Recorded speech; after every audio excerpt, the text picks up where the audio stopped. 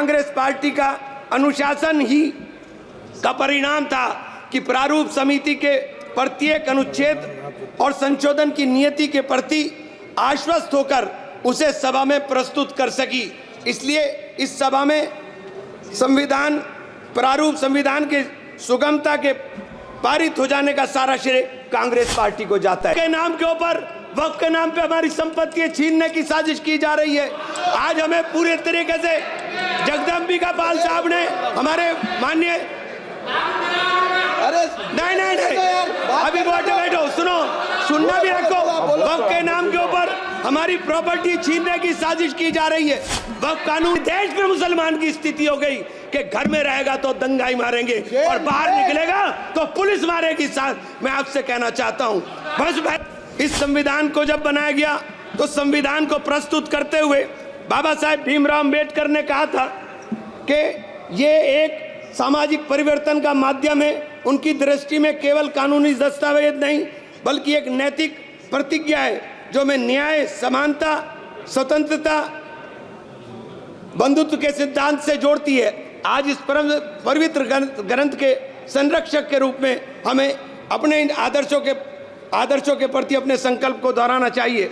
26 नवंबर 1949 को संविधान सभा में अपनी अंतिम भाषण के अंदर जब उन्होंने इसको प्रस्तुत करते हुए कहा, यह कांग्रेस पार्टी का अनुशासन ही का परिणाम था कि प्रारूप समिति के प्रत्येक अनुच्छेद और संशोधन की नीति के प्रति आश्वस्त होकर उसे सभा में प्रस्तुत कर सकी। इसलिए इस सभा में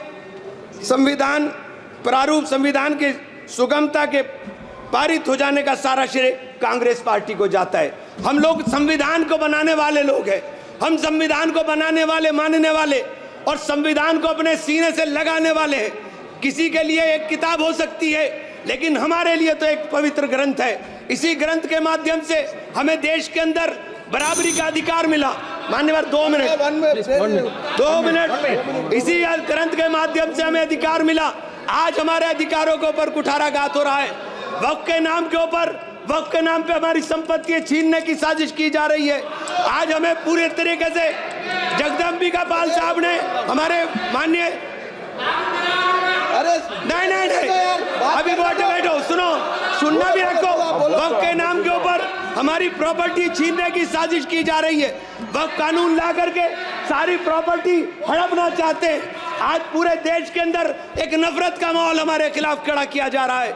संभल की घटना हो या बहराइच की घटना हो, आज देश में मुसलमान की स्थिति हो गई कि घर में रहेगा तो दंगाई मारेंगे और बाहर निकलेगा तो पुलिस मारेगी। साथ मैं आपसे कहना चाहता हूं, बस बहराइच में यही हुआ, संभल में यही हुआ। आज सीधे गोली मारी जाती है। हमारी जान की कीमत आज समझने को कोई तैयार नहीं। मैं आपसे कहना चाहता हूं मान्यवर कि आज जिस प्रकार से इन तमाम संवैधानिक संस्थाओं का दुरुपयोग हो रहा है, एक सबसे बड़ा उदाहरण मनोज परमार नाम का आदमी जो कारोबारी था, उसके बच्चों ने राहुल जी को उनकी यात्रा के अंदर भारत जोड़ो यात्रा में गुल्लक दी।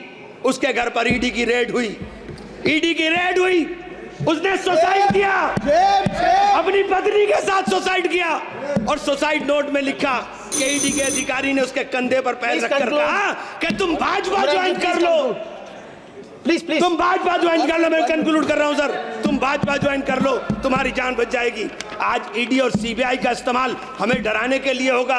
आज ईडी और सीबीआई का इस्तेमाल इन तमाम आवाजों को चुप करने के लिए होगा।